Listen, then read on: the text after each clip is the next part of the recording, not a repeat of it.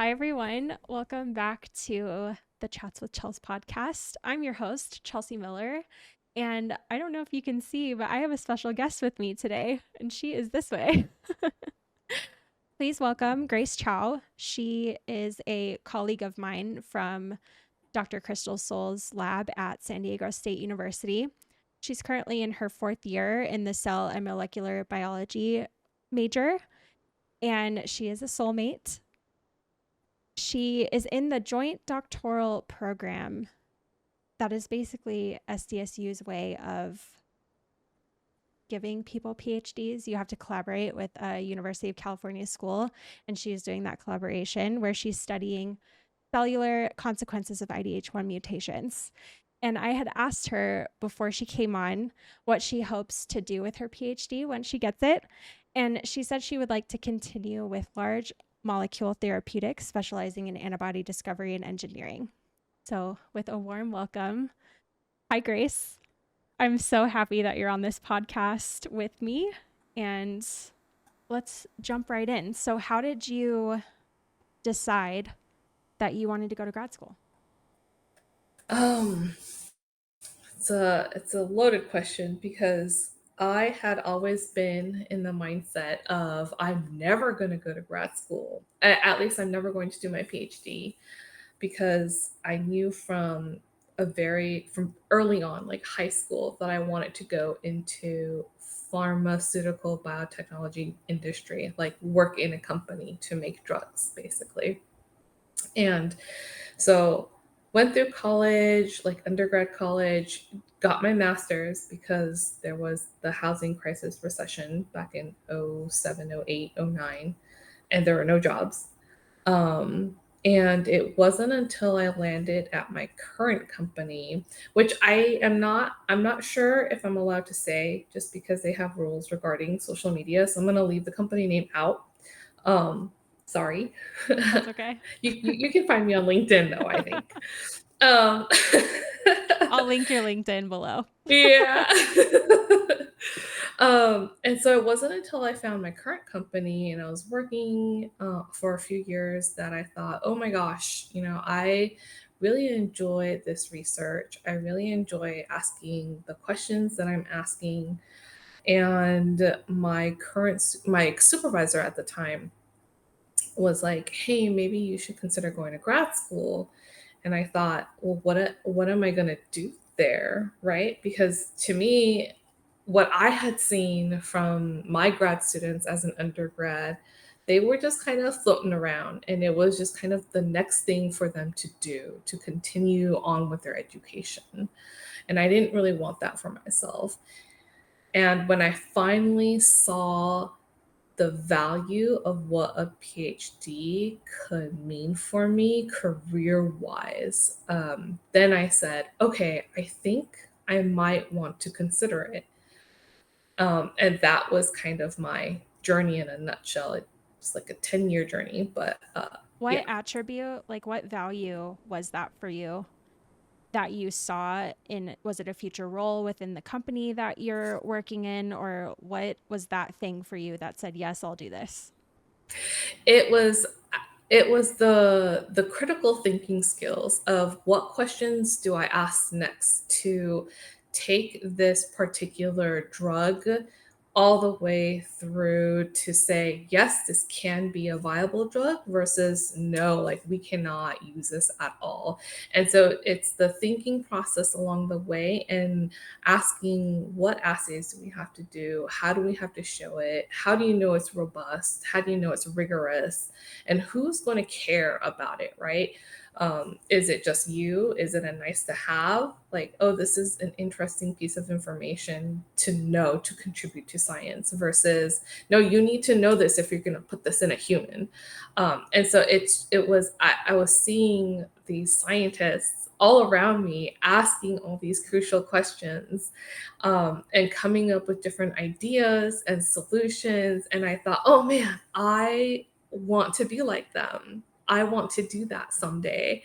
And so everyone I talked to, I was like, can you mentor me? Can you take me under your wing? And they're like, just go to grad school and it'll naturally happen. And I thought, oh, okay, I guess I might have to consider going to grad school. So, why did you choose San Diego State and UCSD collaboration instead of some other school? Um, so unfortunately, this isn't going to be like a I love UCSD and SDSU is the best. It was kind of my only choice because, and the reason why I don't mention the company I'm working at is because I actually work currently and Mhm. I'm in this PhD program. And so I had reached out to a couple of schools nearby in the San Diego area asking, hey, I don't want to leave my full time job because one, I love what I do. And things in industry change very quickly. And so if I left for 5 years, one, who knows if I can even get my job back, right? And two, you would be coming into an entire landscape that has changed from the previous 5 years. And so every school that I had talked to in San Diego said, no, we don't want part time students. This is weird. You're weird. And That's nice. well, I don't think they said I was weird, but that's just my own Hmm. conjecture. And it wasn't until I reached out to, I think, like the dean of the College of Sciences or some bigwig up at San Diego State, and they forwarded my email to the department chair at San Diego State's biology department, that things started to look promising. And so by it was kind of like a default school, right? Okay. And to be honest, I actually didn't think I was going to do it because I looked at the biology website and none of the labs interested me enough um, to make me want to do research in that lab. Not to say that it's not important, right? I think everything, like from basic bio at any lab, whatever research you do is important to contribute to science in that field. Hmm. But I just didn't see it helping me. And so it wasn't until my current PI reached out to me and was like, hey, I heard from, this department chair that you're considering a program, can we chat? And I looked at her website and I was like, oh my gosh, this is a great fit. Like, if this works out, it could be perfect. And so, but it worked out perfectly. I think I kind of lucked out there. And this doesn't have to go in the video, but is it okay if we like name drop Dr. Soul, or do you want to keep her out of this? Yeah, we can Okay. name drop Dr. Soul, Dr. Crystal D. Soul, okay, from San Diego State Well, you University. said my PI, so I wasn't sure. But Yes, that is actually how Grace and I know each other. Is I yes. was also a student with Dr. Soul in the Soul Lab during my undergrad, and Grace was a big reason why I felt confident enough to go to grad school, given what I had learned and the things that you, Grace, have helped me learn throughout that process. I think it's been really inspiring to see how you ask and answer questions, both in the lab setting, but also just in like the small team meetings, and how you approach certain topics. Because I think that when you get to something so specific, like this IDH1 mutation that you and Dr. Soul and the other soulmates in the lab are working on, it becomes more difficult to articulate the big picture when you're so focused on those small details that you're working with every single day in the lab. Because I think the assays are pretty specific to one thing that you're looking at, right? Yeah. But I wanted to ask you, so you looked at Dr. Soul's website and you were like, yes, but she's technically not in the biology department. No, she's not. She's chemistry, biochemistry. Mhm. So how did you find her? Um, So this is why I say I kind of lucked out. She found me. Okay. The program director emailed the faculty of the biology department, and Dr. Soul has appointments in both chemistry and in biology. So lucky me. And there was a couple of other professors, but she had emailed me and said, I looked at your resume and it looks like you studied genetic mutations in the past, and that's kind of what we are looking at for IDH1. Check out our website. And I was thinking, oh man, it's going to be some person who's going to study like this mutation of some random like nematode or whatever. And I just didn't want to do that. But no, I went onto her website and she had like primal protein structures and like kinetics and just kind of very heavy biochemistry. And I'm like, well, antibodies are proteins, and I look at primal structures all the time. Hello, yes, thank you. I will have like You're like, where can I sign on the dotted line? Is there yes, even a dotted line? exactly. I'll sign wherever you want me to sign. Yeah, like I'm committed. And so I kind of so I knew I after I had looked at her website, I met with her and another professor, I think Mhm. on the same day, like the year I applied, or like right before I applied. And I knew, I was like, this is the lab for me. And if it doesn't happen, I'm not doing this because I don't want to waste my time, right? Then I would rather Right. reconsider like going anywhere else, and doing a PhD completely in a different way. And so uh, it worked out for me. And so we moved forward, and I was asked to do mini rotations, even though I knew already which lab to join. So Yeah. that was I think fun. That was, that seems like it's just like a technical thing that you have to do yeah. at Yeah. SDSU. I did not like it. Well, it doesn't sound like a lot of people do. My last guest on the podcast, my friend Sean, who goes Mhm. to University of Wisconsin Madison, they have a rotation program too. So you apply to whatever department you're going to work in, and then you get to know the PIs. And I guess for those of you who are listening who don't know what a PI is, it's a principal investigator, and they are the leader of the lab. They are the one who writes all the grants for the lab, and they recruit people for their lab. Anyone who uses mentor and PI, it's pretty interchangeable. There are certain situations where your PI would not be a mentor, but I have not heard of that very often unless you just really don't connect with the person who's leading your lab, which to me seems like a really unfortunate situation. But Oh yeah. he was talking about how the rotations were really challenging because you meet the PI, you have a conversation with them, you feel like you get a pretty good understanding, but then you spend a couple of weeks in their lab and it's completely opposite of what they said in the interview. Yeah. So I do understand that there's a strong need for this rotation program so that you Yes. can spend that many weeks with someone to Yeah. really get, a feel for the vibes in there. But Yeah.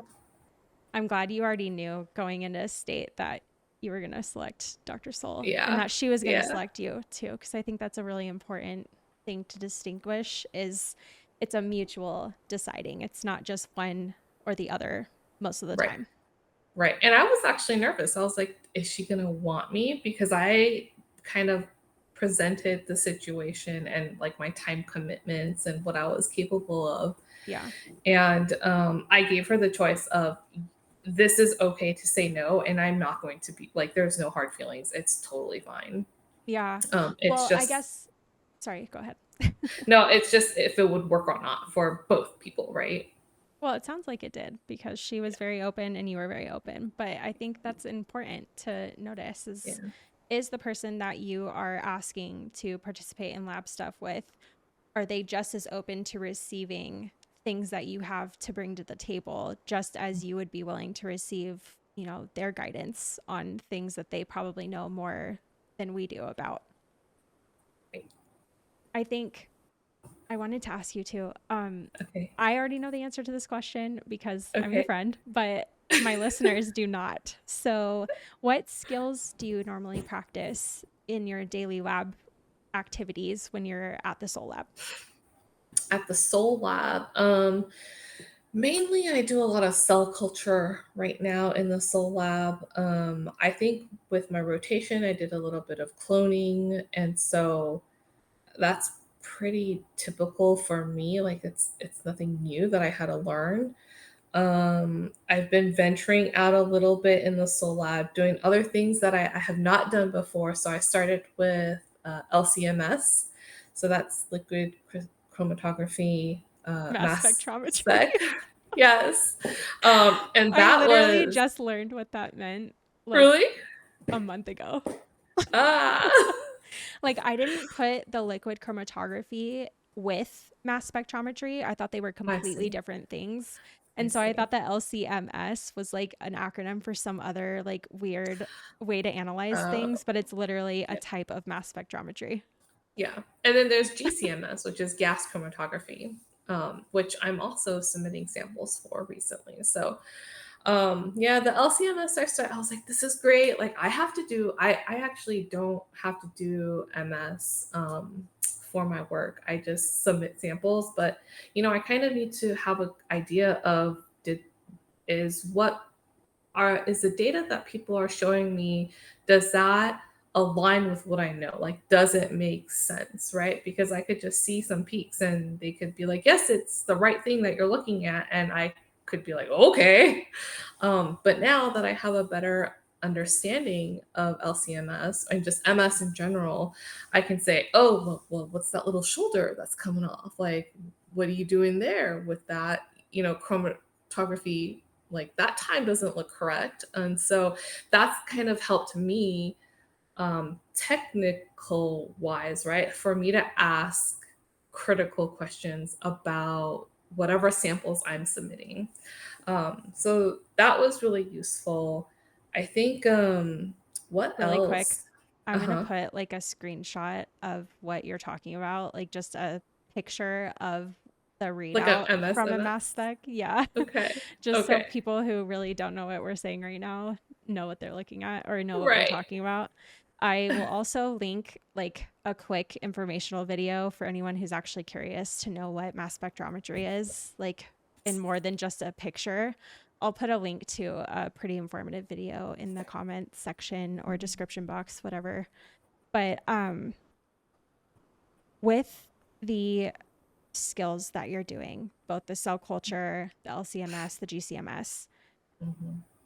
was that all part of what you started working on in the Soul Lab, or has that kind of transformed into what you're doing now based on steps that you've taken along the way? Because I think that people should Yeah. know that your project has not been one project the whole time. It's kind of been multiple things. So if you can kind of walk us through that. Oh man, yeah, it's been quite a journey and and now that I'm in my fourth year, I've been kind of panicking. Partially, I'm gonna say like I need to whip my ass into shape. I It's don't know if fine. I was This is not a okay. kid friendly podcast. I actually have um, to select the option of it's not for kids on YouTube. oh, So okay. it's totally fine. Okay. So part of it is my fault. I really do have to kind of concentrate and really be a little bit more efficient. But you're right. Like what I started off with was not easy. It was a lot of let's look and let's see. And so I started off doing LCMS with cells. And so I started off doing cell culture pretty much right off the bat. And that's not new to me. Like I've done way more complicated cell culture than what I'm doing in the Soul Lab. Right. I would Um, imagine she put you in a place where you could utilize the skills you already came in with yeah, because she probably wanted you to answer a specific question at the time. But how did right. that kind of transform over the last several years? Because you are in your fourth year Yeah. and there's been a lot of things that have Yes. gone unanswered. Yes, and still unanswered. So, you start out with this hypothesis of, well, this makes sense. Like, we should be able to see a lowered level of this metabolite or this lipid or something in these cells with this mutation. And so, hence the LCMS to try to profile things. And that took a while to kind of set up. And by the time we set up a correct kind of run profile for the assay, our collaborator left. So she left her lab, went off to do bigger, better things. It's great for her. Yeah. But that kind of left us like, oh no, I'm not an expert at this. How do we move on? And so we kind of sent some things off for external core work, so core facility work. And then at the same time when I started, I think I was working with another collaborator at SDSU, and she wanted to look at intracellular pH of breast cancer cells, I think, and how it relates with nutrition. I wasn't really I didn't quite understand it. But basically, well, my role in this very early idea collaboration was to look to see if breast cancer cells had a lower level of pH. And if we could bring that back or bring it down. And so that was kind of a nightmare too, because it's such a sensitive assay that you're only looking for like a point 0.1, point 0.2 difference. And there was so much variability that I just had such a hard time getting consistent data every time. Um, and so, but then that collaboration died too, because I think the person wasn't ready and couldn't submit a grant, or something happened with her trial. Okay. Um, and then from there, it was just, let's look, we come across these papers and think, oh, well, this should apply to us. Let's go do that. And so we were doing some high, high resolution imaging. So like transmission electron microscopy. And at first that panned out. And so we're moving to IF to confirm that. So immunofluorescence. And that hasn't really seemed to pan out either. And so a lot of these parts in the past few years is just, well, we have this, let's look. I think we can do this. And then no, like that, it's not panning out. So now we have to go back and like, why isn't this working? Like, was the TEM in the first place like a weird day, like the reagents were bubbly or something? It's been kind of an arduous journey. And so I'm at the point right now where I'm like, I don't know what my project is anymore because nothing is quite working out. And Dr. Soul would say, actually, that's not true. Things are working out. It's just not the result you expect. And um, I think I need to keep that in my mind because that's not my training. My training is, man, it's not working. So like, what else could it be? Like, um, disregarding something that doesn't show you what you expected doesn't help with research, right? It doesn't really help you move forward. And as I say this, I'm like, okay, I need to take my own advice. Um, and so hopefully in the next few weeks, I can make a better plan for myself moving forward What are some because, strategies that you think would help you sort of implement this to keep it in mind? Because I think it's interesting what you said about this is not your training. right. Because I know that you lead with curiosity when you ask questions, but when it comes to getting the answers to these questions, if it isn't an expected outcome, Mhm. you automatically assume that it's not working at all. So how are you hoping to reframe that mindset when you're in the research space versus when you're Mhm. at work? Yeah, it's hard. So for work, if something doesn't work, um, we don't say it doesn't work, right? We're saying this is not viable, or we don't have the tools to show us that it is viable. And so what we'll do is run a couple more experiments, what we call kill experiments, where if you do this and we don't see this result, it means we're not showing biological significance, so we kill the project. And so Can you you axe it just and you move on. can you just make the distinction between viable and not working for people who may not be familiar? So that's a good point. So if an experiment isn't working, likely there's something wrong technically with the experiment. Like you have run an assay and the assay just failed. It didn't work. You didn't successfully carry out this assay. When it's not viable, I would I categorize that as okay, this assay was successful. You know, your positive control showed the correct thing, your negative control showed the negative control, so the correct thing. Yeah.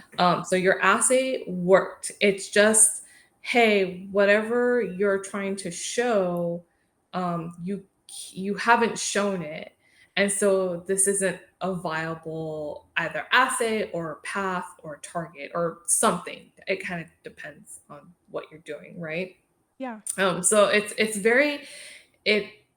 it's very important to make those two distinctions because like yes, I have seen like LCMS data come out of my experiments, and the experiments did run because I see expected metabolite peaks. You know, like say you have some type of amino acid that a cell is supposed to have, and it's there, so the experiment worked, right? Viable meaning, am I seeing a lower level of metabolite 1 in mutant 1 versus a wild type? So that's that distinction. And wild type Um, is naturally occurring. just a naturally occurring kind of whatever, either gene, protein, enzyme. Yeah. So I think with school, I I think what I need to do in terms of implementing a tool to help me move forward is sit down and write out everything I've done and what it's shown me and how it fits or in my case doesn't fit or isn't showing this hypothesis that I have. And nobody really likes publishing papers like that. Everyone wants to publish papers of we found this, that look at this thing. It's beautiful. And I think I wish there were more papers being published of we tried this and it did not work. Like we did not see what we expected to see. And these could be the reasons why. And people just don't do that because there's no money in it. And that's kind of my beef with Yeah. that system. It's so hard. I think I'm in a Pillars of Immunology class.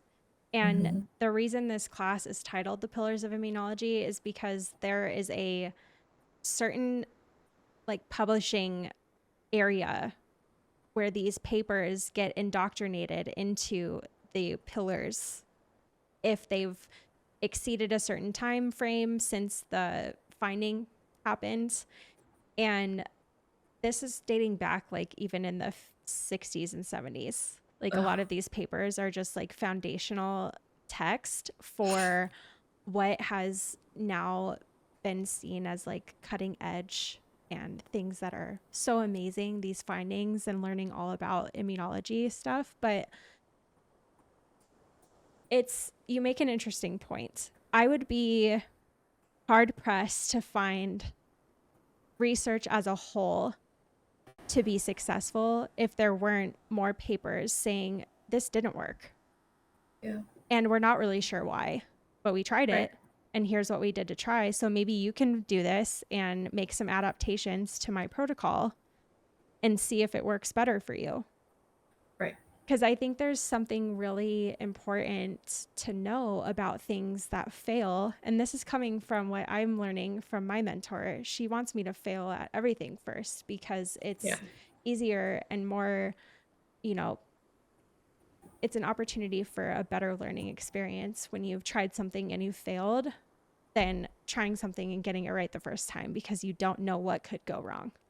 right, And I think so. This is why I wanted you on my podcast, because we have a lot of conversations like this. And I think you and I do a good job of keeping each other in check. But because you're so far along in your program, and to you, it doesn't feel like these answers that you're getting are complete, but you have Dr. Soul there to remind you, like, hey, just because you don't have a full fledged out answer, it doesn't mean that it's wrong or doesn't mean that it's bad. It's just you're on a step right now.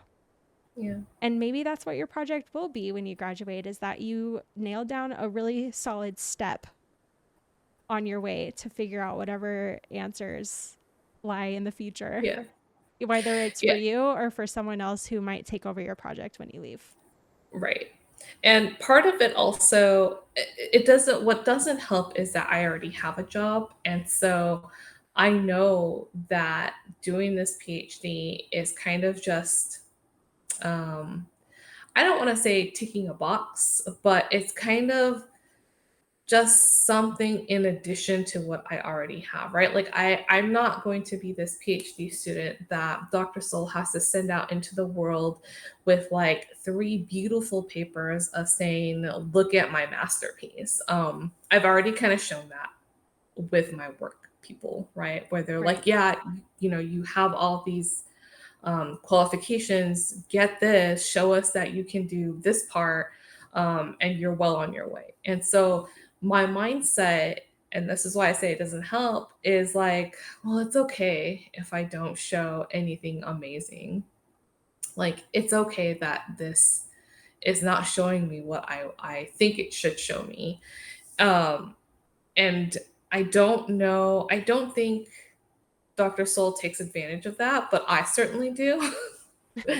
And that's something I also need to change. And so I'm just gonna have to sit down and figure out what I've done and what I need to do next to keep on going so that I can eventually graduate.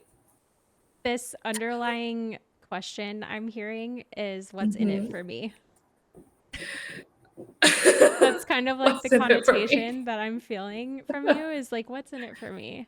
Because What's you in it for me? are ticking a box, but I mean, I feel like you wouldn't have stuck with it this long if it was just a box to take off, because it's a lot of Right, time to invest, it's a lot of energy to invest. right. And even if it's to help Dr. Soul or to gain some different experience, because I will confirm that your industry job and your coworkers and the way that you interact with people in that space versus research is vastly different, right? It is. It is. Yeah, so I guess what is in it for me? It's personal, right? And I think if you go into a PhD program, it has to be personal for you. Like you cannot do it for the prestige. Like your motivation, I guess it also depends on the person. So for me, right, if my motivation is prestige and showing off, I'm not going to get anywhere with that. So for somebody else, it might. Like it might work for them to be like, "Ugh, I'm Dr. Whatever. Like, look at me with my PhD, right? That's not going to help me.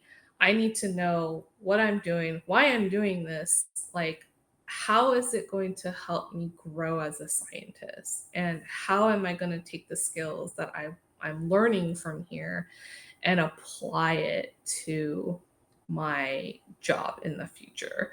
And I can say, for one, the one thing I do know is soft skills that I stare at Dr. Soul like all the time, and it's not to be creepy, I swear.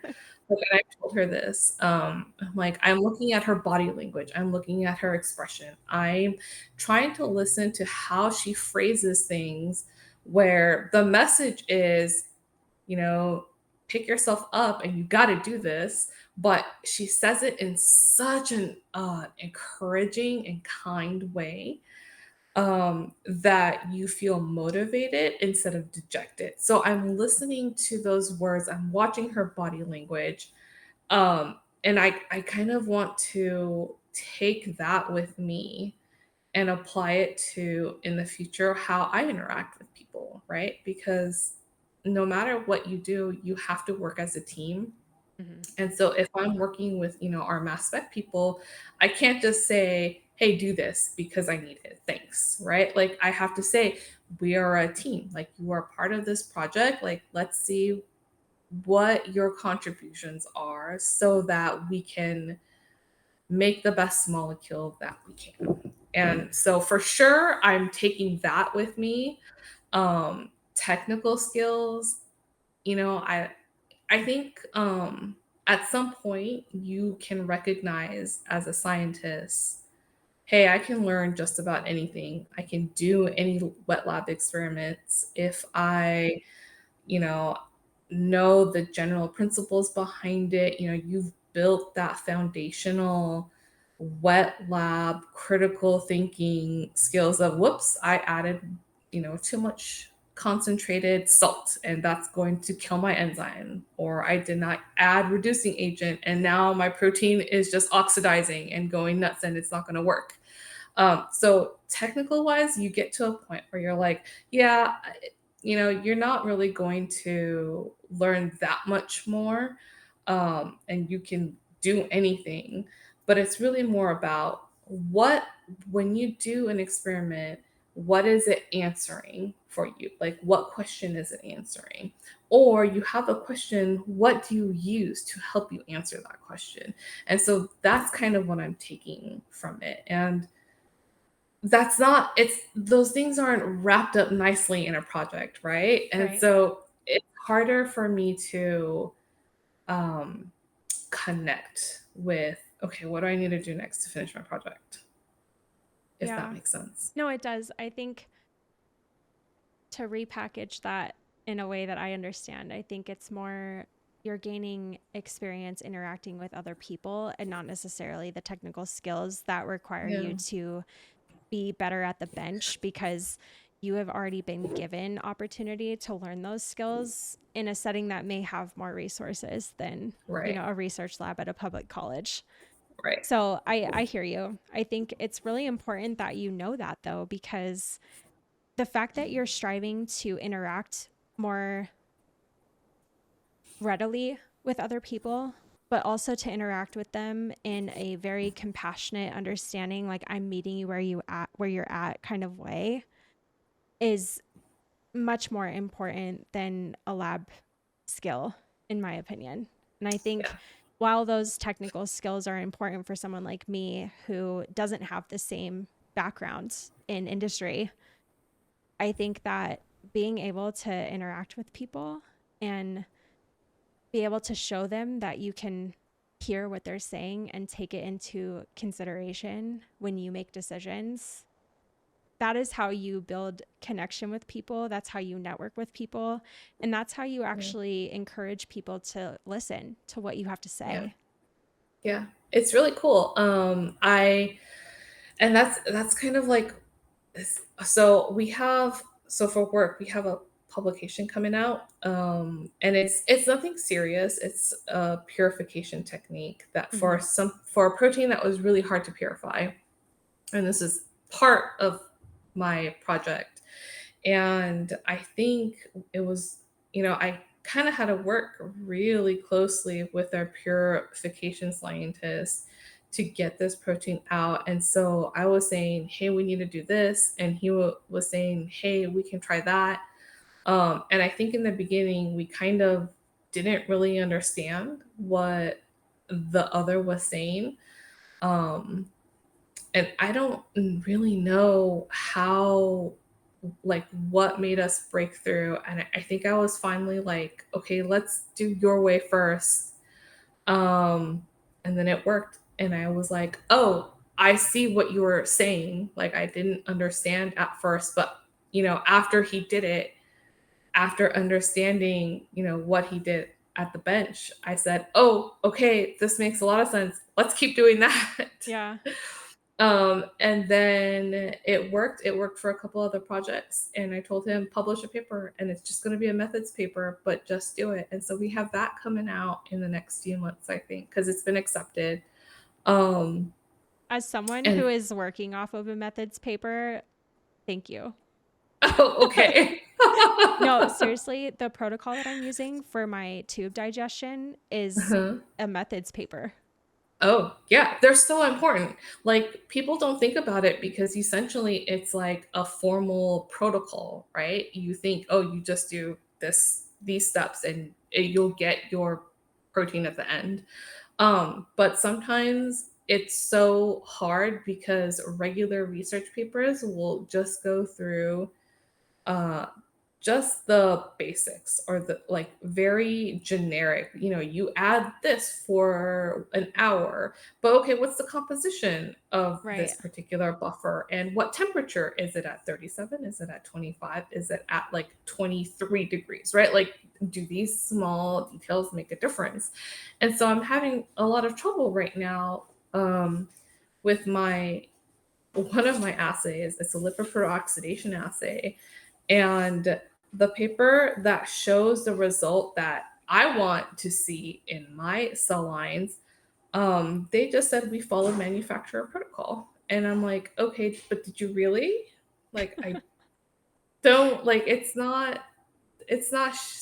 I don't know. So I'm just not getting the result I want. And I don't know if that's true or untrue, and something for me to figure out, I think. Well, in this case, like, how do you figure that out? Do you keep trying until you get it right? Or is this something that you can contact the writer of the paper and be like, hey, Yeah. where's your methods? Yeah. Can I see them? Can Can I I see see a them? protocol? Is it stepwise? That'll help. So part of it is I have also been searching for the right resources to run this assay. And so I was working with another lab because it's a lifestyle assay that the Soul Lab just doesn't have the capability of doing. So we got like a nice brand new spanking microscope Hmm. um recently, but this was in the past month. And I've been trying to do this assay since last year. And so last year, I was working with a different lab, and you need environmental controls for lifestyle assays. You need the temperature, you need in my case, really simple, it's just temperature and carbon dioxide. But they didn't have a carbon dioxide hookup, or they weren't using it. And, when you are using somebody else's equipment for hours, right? You feel like I feel bad for asking them that I need to like have them rewire their CO2 tubes to this machine so that I could use it and then hog it for all afternoon. Um, and so I was a little um sh- not shy but nervous. I think I just felt like I didn't really have the right to ask them to set their machine the way I needed it to set up. So that's also been really difficult where I'm like, then I don't know, is it the assay? Is it my cells? Is it the incorrect setup? Right. And so I just thought, well, I'll use this opportunity to understand what I'm trying to do first. And then we got our new microscope. And so I can do a little bit of imaging on that. So we'll find out. Is this But setup for this other lab? Is this something that you can figure out how to connect the CO2 for and ask them, hey, do you mind if I set this up the way that I need to? Because it sounds like what you need to do is sort of temporary, even though you're going to be using it for several hours. it's Would still that also be temporary. a different way to approach it? Or, Possibly. I am actually very lucky. I reached out to that lab for something else, and the lab manager, the research person, was like, "Hey, do you also want to retry this assay again?" And so I took that opportunity and said, "I would love to, but this time I need these controls. Like, would you guys be willing to set this up?" And so, luckily they agreed. And so I think I'm in a much better place this time around. So amazing. um, I know I'm really excited. I'm really excited. And, luckily for this particular assay, I didn't really have to do it right away last year. I had a little bit of time. So yeah, Well, it I'm sounds like things are working out the way that they need to, hopefully. which is exciting. Yes, I know. very My fingers are excited. crossed for you. Okay, thank you. I I think need luck. I don't think you do. I think you have a lot of resources. You just have to figure out how to use them. Yeah, we'll see. I wanted to ask you another question. Okay, ask me. Go ahead. So, we were talking about your journey through Uh-huh. your PhD and how a lot of these questions haven't been answered. You've had to switch directions a lot of time. If you Mhm. could go back and have a conversation with your first year PhD self, what would you share with yourself? Ah, um, try to stay as organized as possible. And if something doesn't show you the result that you expect or don't expect, right? Like if you do something thinking you're going to get A, but you get B, um, don't be so hasty in disregarding it or not thinking, like think about it, like don't just throw it out of your mind and move on to the next thing. Think about it and keep pursuing that, to make it make sense. Like, why did it show you B instead of A, right? um, and so one of my first steps to kind of get my butt back into shape is to go back and really reanalyze all of my data to see, did I actually miss something, or did I just, nothing was obvious, so I disregarded it. So I'd say if I met my past self, like don't disregard anything, like actually just analyze it into the weeds, because I think I'm too used to seeing, oh yes, it's working, it's perfect. Or oh no, it's not working, so move on. And I'm not, those are very extreme reactions that I don't think applies to a PhD program. And so that's what I would tell my past self. Well, I know that you're talking to your past self because I asked you the question that way, but I actually think that there's a lot in there that someone like me who is in my first semester can take from that into my own research journey, because sometimes I have a tendency to fluctuate towards I'm not even going to think about it because whether it doesn't make sense to me or if it feels too complicated. Sometimes I have this tendency to just ignore it and not Mhm, actually look into it and try to understand, right? mhm, So mhm. you are speaking to past Grace, but I think you're also speaking to present Chelsea. So thank Present you. Chelsea. You're welcome. Hopefully that helps. I know the feeling of avoidance all too well. There was a point a couple of years ago, actually maybe longer now, where I had to make this like histidine pH 6 buffer. And you would think just get some histidine, measure it out, pH it, you're fine. But I was terrified of doing it, so I just avoided doing it. I was like, I'm just not going to do it. And Did you I listen to my first podcast where I talked about my project? Because I literally didn't know what a pH adjustment was. don't. I literally thought it was just hydrochloric acid and sodium hydroxide, and you're titrating until you get a pH that you want. Like I didn't actually like consider all of the other components that would go in the tube. Yep. It's a that terrifying kind of, at least at technical level, has kind of gone away, where I just do it. But it's now moved on to data analysis and results, where I'm like, okay, I'm just gonna avoid this result because I don't know what to do with it. Like, I Well, don't so know what to do with this when data. you come up to that like moment in time where you're met with Mhm, fear and you know that you have to do something, what is the mhm, first thing that you do? Like what is your first step? Do you look up something, or I know it's like case by case dependent because if mhm. you're analyzing a specific data set, there's probably like numbers that you don't understand. And so you would maybe start there. But like, I guess speaking a little bit more broadly, if you are feeling like this task that is ahead of you is daunting, what is something that you tell yourself to kind of push past that to just start? And then where do you start? Um, so task wise, yeah, that's it. It definitely, you're right. It definitely depends. I if I'm in the soul lab doing things, it's actually not that big of a deal. I can just go ahead and move forward if I have the resources. And is that like a physical resource, or is that asking Dr. Soul about it to see if Both, she can both. answer the question? Yeah, it's both.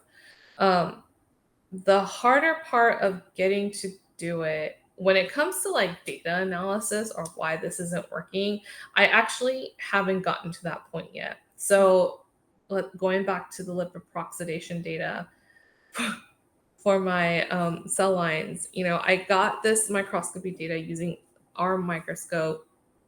I don't know what to make of it because everything is showing the same thing. And so I've just been avoiding it. Like current grace as of right now, I'm like, it didn't show me what I expected it to, so I'm just not gonna think about it. And that's not great. Like I should probably go and face the reality that just kind of come up with reasons of why this data might be this data. Or if it's, my microscopy technique. Um, so yeah, I haven't really done anything. I can't really. I'll ask me in like 3 months, and maybe I'll have a better answer. Well, I was just going to say you kind of gave yourself some action items that you can start with. Yeah. I have to start though, right? So let's. That's the Hey, part where I'm but I stuck. think it's really important that you've actually thought about it, because that's kind of where I get hung up. Is I get this crippling fear to even try it at all, and then I can't think about it because it's just everything is all I'm scared. And I Yeah, don't like it. I don't want to do it. It's uncomfortable, right? Mm-hmm. Um, yeah. So there's that, and then I actually have to go back and do some work, some more imaging work at a collaborator's lab at UCSC. And I've been avoiding that because it's already hard enough to be in two places at once. And so once I go back to UCSD, I'm not coming back to the Soul Lab when I'm working there. That's just impossible. So I'm going to be in their lab and then at work. And so I've been avoiding that until I can't anymore. And I think based off of my conversation with Dr. Soul yesterday, I really need to go back.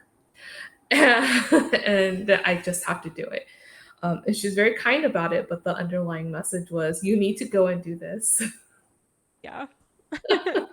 Well, I guess we Oh, never got to talk about this aspect of your program, because I said that you're in a joint doctoral program, but what does that actually look like? Do you do your research at SDSU and just classes at UCSD, or?